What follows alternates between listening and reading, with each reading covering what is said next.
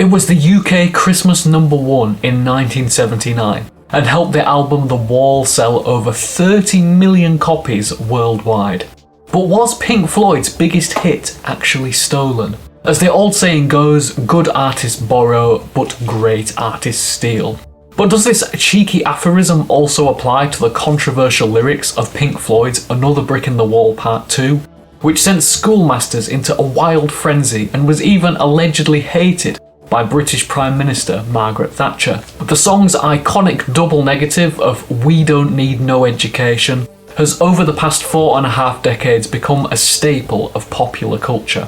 But was this legendary piece of bad grammar actually stolen by songwriter Roger Waters from someone Pink Floyd indeed knew and were well aware of at the time? In this video we will attempt to lift the lid on Pink Floyd's genuine saucerful of secrets. A few days ago I was mindlessly scrolling online, as I often do, reading about bands and artists that I'm currently enjoying, when I came across something that made my jaw drop. Whilst researching the Tom Robinson Band, I found a quote from Tom Robinson alleging that Pink Floyd had likely plagiarised their most successful single from the Tom Robinson Band's 1979 song Bully for You. Now at first the songs seemed to bear little to no resemblance to one another.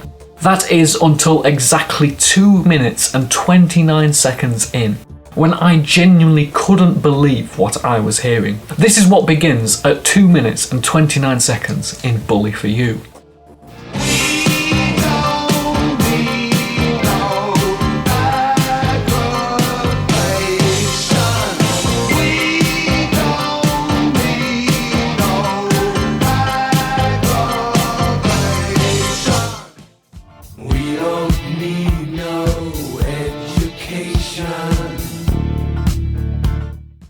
But did Roger Waters intentionally steal this lyric, or was he just looking to meddle? Now this is where the story gets interesting, with a series of fascinating coincidences that will make even the most hardcore Roger Waters apologist question the alleged theft. The first and most obvious thing to start with is the release dates. The single Bully for You, according to Discogs, was released in the UK on February the 23rd, 1979.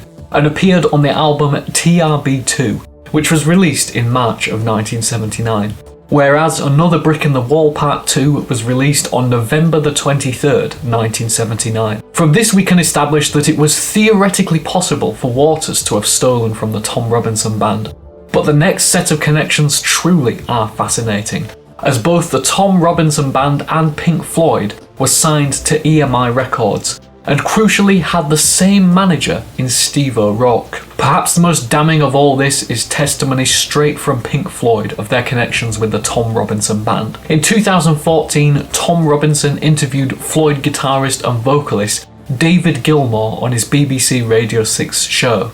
In the programme, Gilmour and Robinson reminisced about how they rubbed shoulders quite often in the late 1970s, due to having the same manager and even sharing the same offices at 69 New Bond Street in London. Another circumstantial coincidence linking Pink Floyd to the Tom Robinson Band around that time is that the B-side of Bully for You, Our People, was actually engineered by James Guthrie, the man responsible for engineering The Wall and several subsequent Floyd-related projects. With all this information, we can confidently assume that Roger Waters was at least somewhat familiar with Tom and the Tom Robinson Band, and this definitely gives credibility to Tom's claim that at the very least Another Brick in the Wall Part 2 is somewhat inspired by Bully for You. The final argument in favour of the plagiarism is considering the nature of the alleged lifted lyric itself. Every single Waters penned lyric, let's say from Dark Side of the Moon up until The Wall, is written in perfect English as perfect poetry, as per his grammar school upbringing.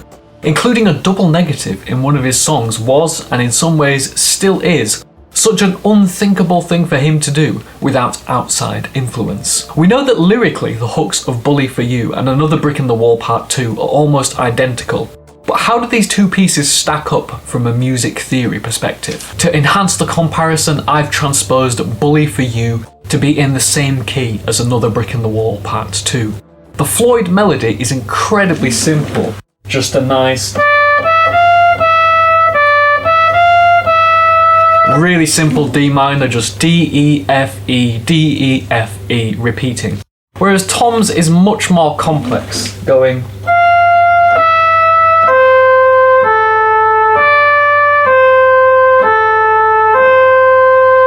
just a simple F, E, C, A, D, C, A, C. And playing the two melodies one after another at the same time and with the tempo sounds like this.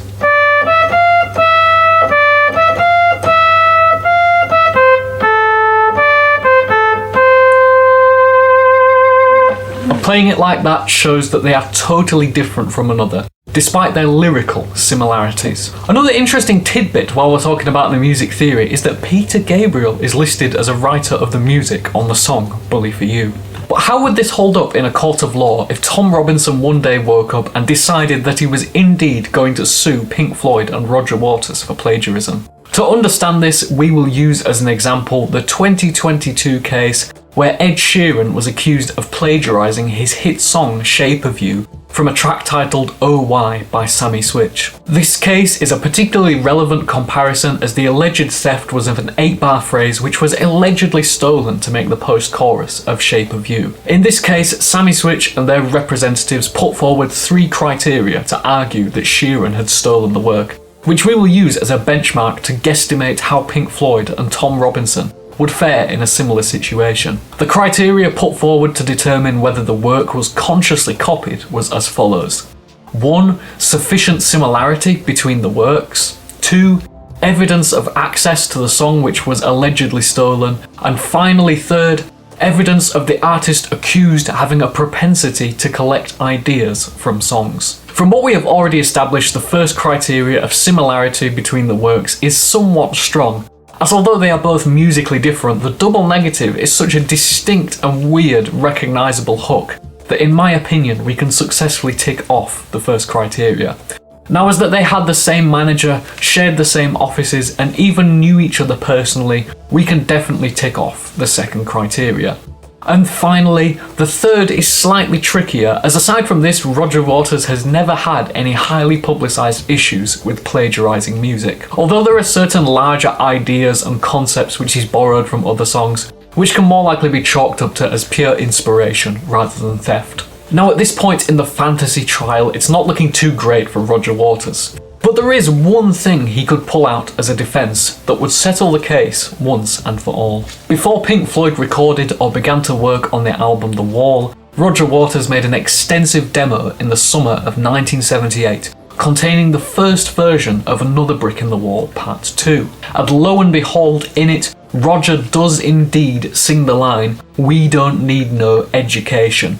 A good 6 months-ish before the Tom Robinson Band released Bully for You. So that's it. Roger didn't steal it and it was all a great coincidence. Well, not exactly. In March of 1979, Pink Floyd recorded a band demo of Another Brick in the Wall Part 2, where the double negative had actually been ditched in favour of the line, "We don't need your education." So did Roger Waters actually steal Another Brick in the Wall Part 2 from the Tom Robinson Band's Bully for You? Well, no, but actually, yes. Maybe. Allegedly. Here's my theory on what happened. Roger writes the double negative line in 78 of "We don't need no education", then changes it by the time of the band demo as he realises it isn't in proper English. He then hears the double negative of "We don't need no aggravation" in Bully for You, realises it does indeed work, then changes it back to what it was after being inspired by the Tom Robinson Band. Now, of course, this is just pure speculation on my part.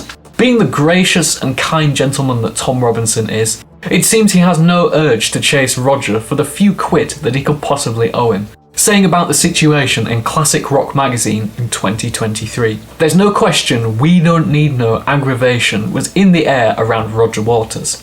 Roger's skills as a writer were far more developed than my own. He put a great idea to better use, so fair play to him. But what do you think of all this? Was Tom right in saying "We don't need no compensation"? Or when he heard Another Brick in the Wall Part 2, should he have set the controls for the heart of the courtroom? Let me know in the comments below. Thanks for watching.